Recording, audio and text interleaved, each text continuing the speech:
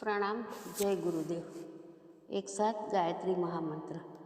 ओम भूर्भुवः स्वः तत्सवितुर्वरेण्यं भर्गो देवस्य धीमहि धियो यो नः प्रचोदयात्।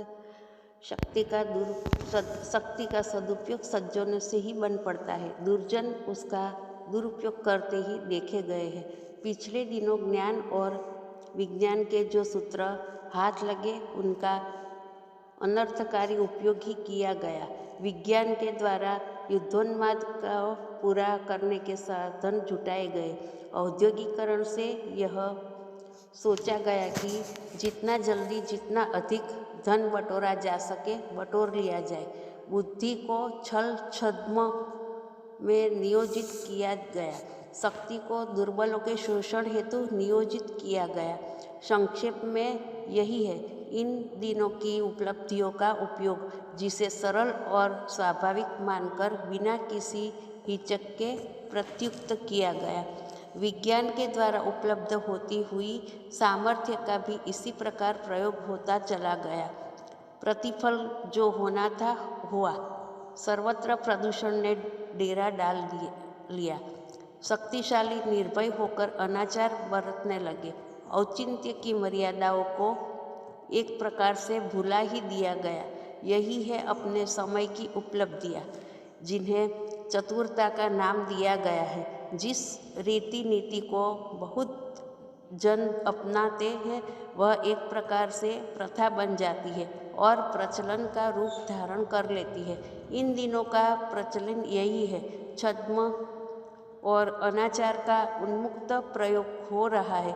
नियामक सत्ता के आक्रोश के भय का अंकुश ही उठ गया है। यह अनाचार सृष्टि व्यवस्था से सर्वथा प्रतिकूल है। क्रिया की प्रतिक्रिया न हो तो संसार में अंधेर ही मच जाए। न्याय का अस्तित्व ही न रहे। पाप से कोई डरे ही नहीं। अनीतिपूर्वक लूट मार करने के लिए हर कोई आतुर होने लगे, पर ऐसा होता नहीं। जिसने यह सृष्टि बनाई है उसने क्रिया की प्रतिक्रिया का नियम ही बनाया है। फलतः अनाचार पर उतारू मनुष्य को औचित्य की प्रताड़ना भी सहनी पड़ी है।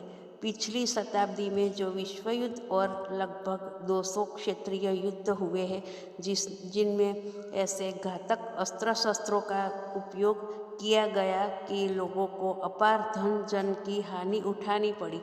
हवा और जल में इतना विष घुल गया कि लोग मुश्किल से ही जीवन यापन कर रहे हैं। अपराधों की बाढ़ सी आई हुई है। शारीरिक और मानसिक स्वास्थ्य गड़बड़ा गया है।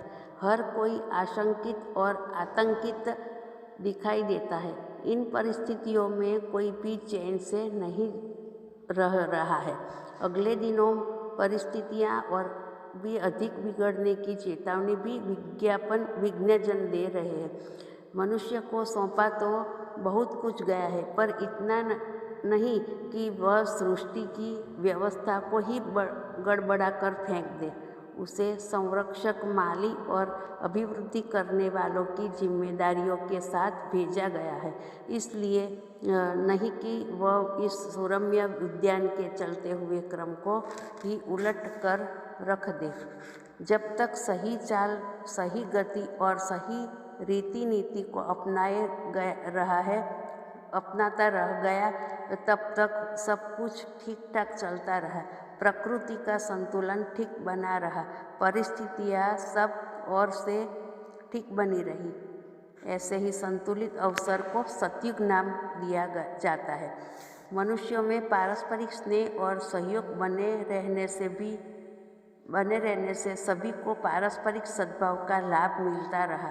प्रकृति की अनुकूलता बनी रही। किसी को ऐसे अनिष्ट न सहने पड़े जो प्रकृति की प्रतिकूलता के कारण उत्पन्न होती हो। सुख शांति का वातावरण बनाए रखना यहाँ की परंपरा है। जब तक मनुष्य ने अपनी मर्यादाएं बनाए रखी, तब तक सब कुछ सुखद और सुरम्य ही बना रहा।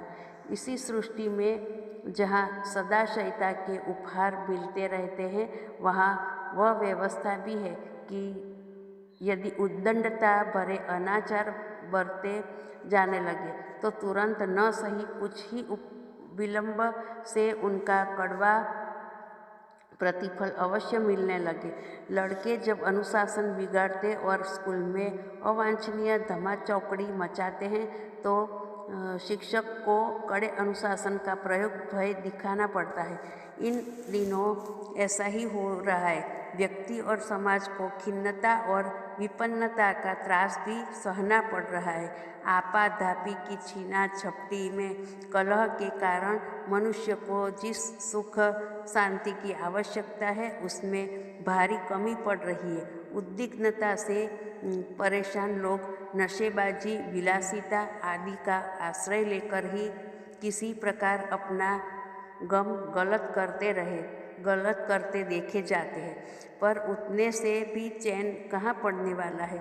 संसार व्यवस्था में कुछ आगा पीछा हो सकता है, किंतु प्रकृति तो अपना हंटर सदा संभाले ही रहती है। अन्यथा इतने बड़े विश्व का सुनियोजन हो ही कैसे सके। जिसने यह संसार बनाया है उसने यह अंकुश भी हाथ में रखा है कि जब मर्यादा का उल्लंघन चरम सीमा तक पहुंच जाए और लोग विवेक खोकर अनाचार अपनाने पर ही उतारू हो जाए तो उसकी खोज खबर ली जाए, काबू में लाने के लिए कठोरता भी अपनाई जाए, उल्टी चाल चलने वाले को कड़ाई अपना कर सीधा चलने के लिए बाधित किया जाए। इन दिनों ऐसा ही हो रहा है।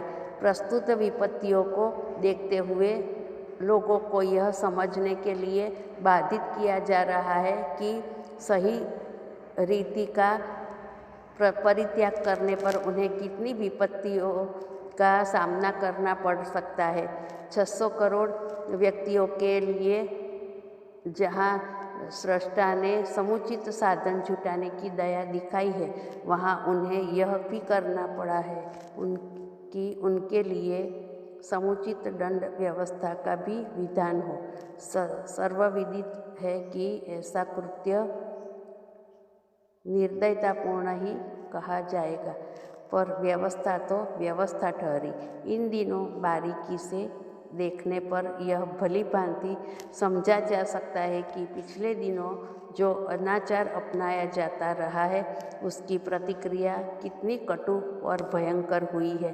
इससे मानवीय आस्था और समाज व्यवस्था को कितनी हानि उठानी पड़ी। अस्तु। जय महाकाल।